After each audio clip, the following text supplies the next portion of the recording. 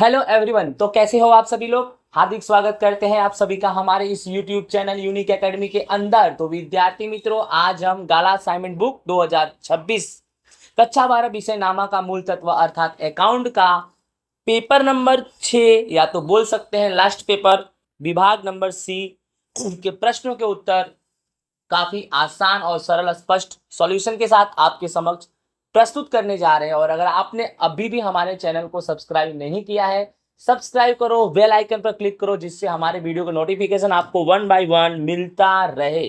Right. और साथ ही साथ अगर वीडियो देख रहे हो, अगर आपको वीडियो पसंद आ रहा है तो वीडियो को लाइक करो, कमेंट करो और अपने फ्रेंडों के बीच सब्सक्राइब करो।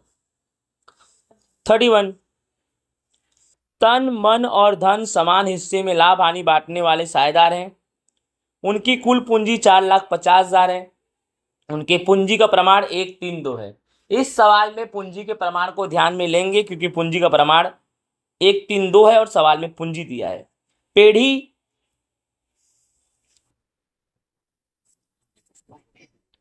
पेढ़ी पूंजी पर वार्षिक 6% की दर से ब्याज चुकाती है।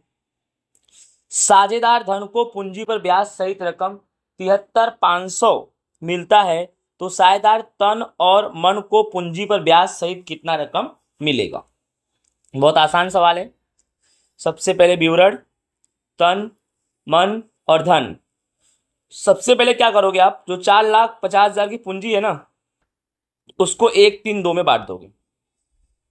तो 4,50,000 गुणे में 1 और 1 और 3 4 2 6, तो 4,50,000 गुणे 1/6 अगर करते हो, देखो 1,3,2 के प्रमाण में पूंजी बांटो, तो तन का कितना आएगा 75,000। कैसे आएगा, 4,50,000 गुणे 1/6, फिर 4,50,000 गुणे 3/6 करोगे 2,25,000 आएगा। फिर 4,50,000 गुणे 2/6 करोगे तो 1,50,000 आएगा। बोलो क्लियर हो गया। राइट। फिर क्या करने का, 6% की दर से पूंजी पर ब्याज गिनने का। तो 75,000 का 6% गिनो तो कितना आएगा, 4,500 आएगा। कितना आएगा, 4,500। 2,25,000 का 6% गिनो 13,500। 1,50,000 का 6% गिनो 9,000 आएगा। ठीक है। अब क्या करने का, पूंजी पर ब्याज सहित रकम किसको मिला है भाई, धन को मिला है। धन को पूंजी पर ब्याज सहित रकम 73,500 मिला है। तो धन को पूंजी पर ब्याज सहित रकम 73,500 कर दो। 73,500 में से 9,000 घटाओ तो 64,500 आएगा। कितना आएगा, 64,500।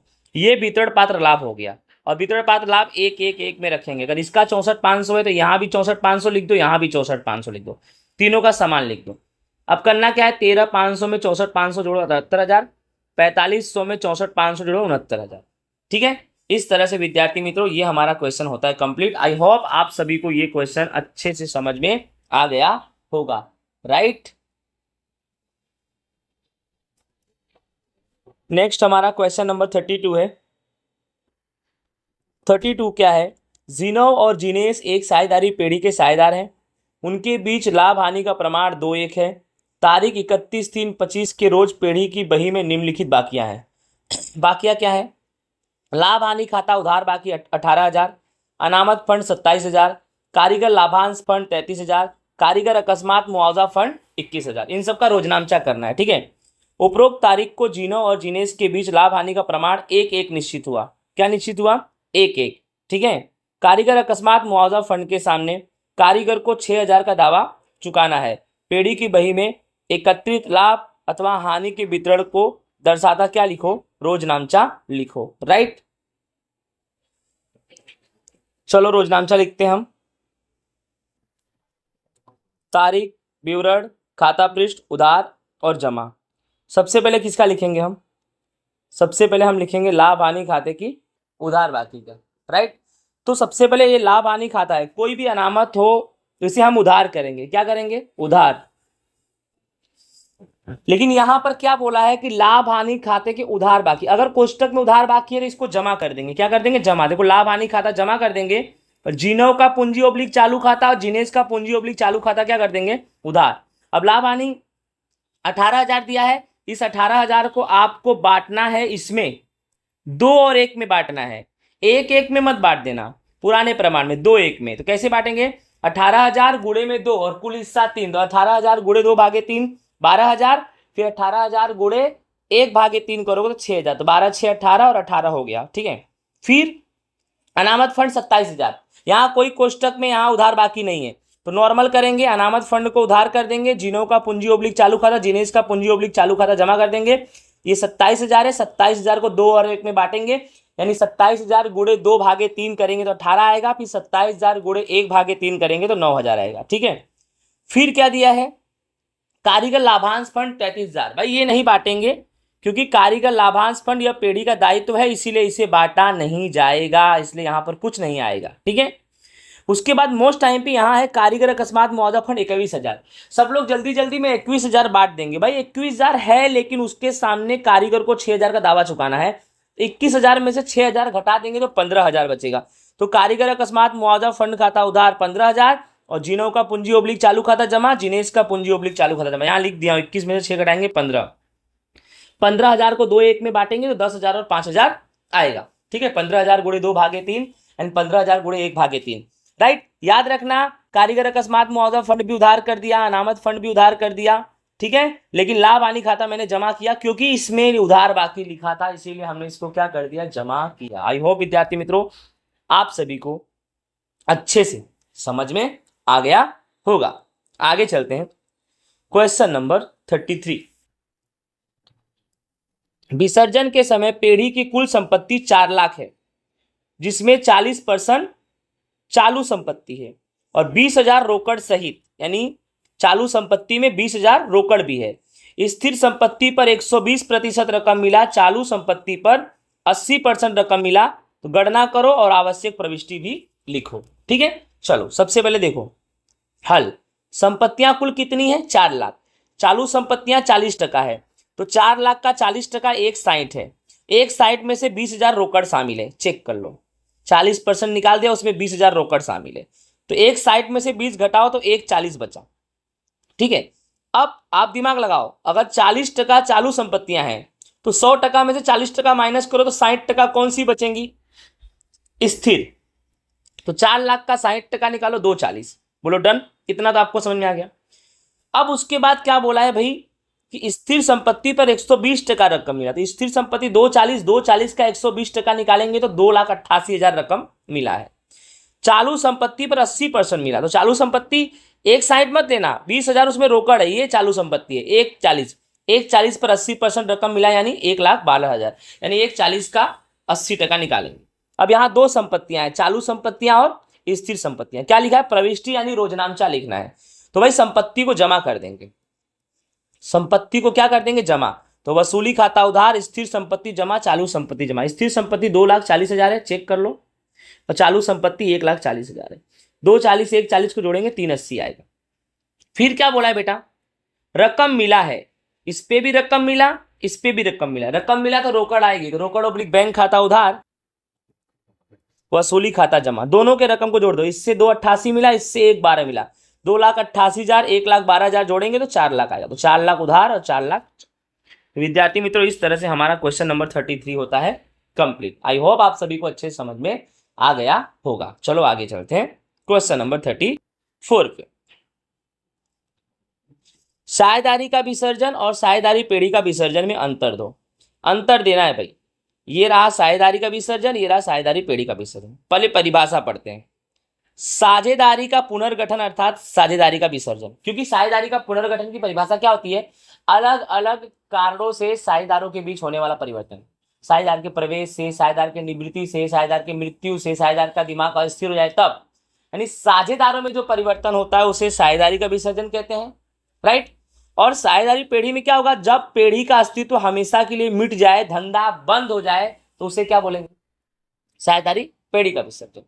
फिर पेढ़ी का अस्तित्व, तो साझेदारी के विसर्जन में पेढ़ी का अस्तित्व चालू रहेगा, क्योंकि साझेदारी के विसर्जन में साझेदार बदलते हैं, धंधा तो चालू रहेगा, और यहाँ पे पेढ़ी का अस्तित्व क्या आएगा, बंद हो जाएगा, क्योंकि जब धंधा ही बंद हो जाएगा तो पेढ़ी का अस्तित्व ही बंद हो जाएगा। हिसाबी चौपड़े, साझेदारी के विसर्जन में हिसाबी चौपड़े चालू रहेंगे, क्योंकि एक साझेदार जाएगा तो दूसरा आएगा। यहाँ हिसाबी चौपड़े क्या हो जाएंगे, बंद हो जाएंगे, क्यों, क्योंकि जब धंधा ही बंद होगा तो हिसाबी चौपड़े क्यों चालू रहेंगे। अदालत का हस्तक्षेप, स्वैच्छिक विसर्जन होने से यहाँ पे अदालत हस्तक्षेप नहीं कर सकती। साझेदारी का विसर्जन स्वैच्छिक होता है, अपनी इच्छा के अनुसार किसी को निकालो किसी को रखो, तो इसमें तो ऐसा कुछ होने वाला नहीं, अदालत हस्तक्षेप नहीं करेगी। लेकिन इसमें जब जरूरी लगे तब अदालत हस्तक्षेप कर सकती है विद्यार्थी मित्रों। आई होप विद्यार्थी मित्रों क्वेश्चन नंबर 34 आप सभी को अच्छे से समझ में आ गया होगा। चलो आगे चलते हैं हम नेक्स्ट क्वेश्चन नंबर 35 पे। चार्मी लिमिटेड रुपए 6 लाख की मशीनरी प्रेम मेन्यू लिमिटेड के पास से 1/12/24 के दिन खरीदा। 2 लाख तारीख 1/1/25 के रोज चेक से चुकाया। 6 लाख की मशीनरी 1/12/24 को खरीदा गया और 2 लाख रुपया चेक से चुकाया गया। बाकी की रकम के लिए 4,20,000 का 11% का डिबेंचर दिया तो चार्मी लिमिटेड की बही में आवश्यक रोजनामचा लिखो। ठीक है, सबसे पहले आपने क्या खरीदा, मशीन खरीदा 1/12/24 को, तो मशीनरी खाता उधार और कहां से खरीदा, चार्मी लिमिटेड ने कहां से खरीदा, चार्मी लिमिटेड प्रेम मेन्यू लिमिटेड, यहां थोड़ा गलती हो गया है, यहां लिख दो प्रेम। ठीक है, प्रेम मेन्यू लिमिटेड के पास से खरीदा, तो मशीनरी खाता उधार और प्रेम मेन्यू लिमिटेड खाता जमा। कितने का खरीदा गया है, 6 लाख, तो 6 लाख और 6 लाख कंप्लीट हो गया। फिर 1/1/25 के दिन की बात क्या है कि 2 लाख चुकाया। ठीक है, तो 2 लाख चुकाया तो किसको चुकाया, तो प्रेम वाले को चुकाया, तो प्रेम के पास से खरीदा था तो प्रेम को ही चुकाएगा, तो प्रेम के लिए फायदा है। तो प्रेम मेन्यू लिमिटेड खाता उधार और चेक से चुकाया तो रकम बैंक देगी तो बैंक खाता जमा। कितना रकम चुकाया, 2 लाख, तो 2 लाख उधार और 2 लाख जमा। ठीक है, फिर 1/1/25 में क्या बोला है, अब यहां पर कैसा है कि बाकी की रकम के लिए 4,20,000 का डिवेंचर दिया, तो रोजनामचा क्या होगा, सुमन लिमिटेड खाता उधार, डिवेंचर दिया तो डिवेंचर खाता जमा और प्रीमियम प्रतिभूति प्रीमियम क्यों, क्योंकि 4,20 है। ठीक है, 4 के सामने, यानी जैसे कि 6 लाख है, 6 लाख में से 2 लाख दे दिया, 4 लाख बचा तो ज्यादा करके दिया है यानी प्रीमियम है। ठीक है, तो यहाँ प्रतिभूति प्रीमियम अनामत खाता भी आएगा। सबसे पहले रकम कैसे भरेंगे, देखो ध्यान से, डिबेंचर कितना 4,20 है, क्योंकि 4,20 का डिबेंचर दिया तो 4,20 लिख दिया। प्रतिभूति प्रीमियम अनामत 20,000, कैसे 20,000, यानी 6 में से 2 दे दिया, 4 लाख, 4 लाख के सामने 4,20,000 का डिबेंचर, यानी अंतर की रकम कितनी आई, 20,000, तो यहाँ 20,000। अब 4,20,000 में 20,000 जोड़ेंगे, सॉरी यहां पर अपना आएगा, तो यहां पर कैसा है कि 4,20,000 का डिबेंचर दिया। ठीक है, तो डिबेंचर में 4,20 लिख दिया और अंतर की रकम कितनी हुई, 20,000 की, तो ये तो 4,20 और 20 कितना हो जाएगा, 4,40,000 हो जाएगा। कितना हो जाएगा, 4,40,000, 4,20,000 प्लस 20,000 जोड़ेंगे तो 4,40,000। तो इस तरह से ये हमारा कंप्लीट हुआ क्वेश्चन नंबर 35। राइट, आगे देखते हैं 36 नंबर, डिबेंचर प्रीमियम से प्रकाशित संबंधित टिप्पणी लिखो। तो जब कंपनी अपने डिबेंचर को अंकित मूल्य से अधिक मूल्य पर निर्गमित करे तो उसे डिबेंचर प्रीमियम से निर्गमित कहा जाएगा। कंपनी अपने डिबेंचर को अंकित मूल्य से अधिक मूल्य पर करे तब, उदाहरण ₹100 का ऐसे 10% के डिबेंचर 130 से प्रकाशन किया, तो यहां पर 100 से 130 यानी 30 रुपया क्या हुआ, प्रीमियम। कंपनी कानून 2013 के अनुसार डिबेंचर प्रीमियम की रकम प्रतिभूति प्रीमियम अनामत खाता ले जाया जाता है। कंपनी कानून 2013 के अनुसार डिबेंचर पर प्रीमियम की रकम प्रतिभूति प्रीमियम अनामत खाता ले जाया जाता है। डिबेंचर पर प्रीमियम इक्विटी शेयर पर प्रीमियम की तरह पूंजी लाभ है, यानी डिबेंचर पर जो प्रीमियम है वह इक्विटी शेयर के लिए प्रीमियम पर पूंजी लाभ है। इसीलिए इसका उपयोग डिविडेंड निर्गमित करने के लिए नहीं बल्कि पूंजी नुकसान को अपलिखित करने के लिए किया जाता है, जैसे कि डिबेंचर वापसी प्रीमियम, प्राथमिक खर्च, ख्याति, पेटेंट, इन सब के लिए।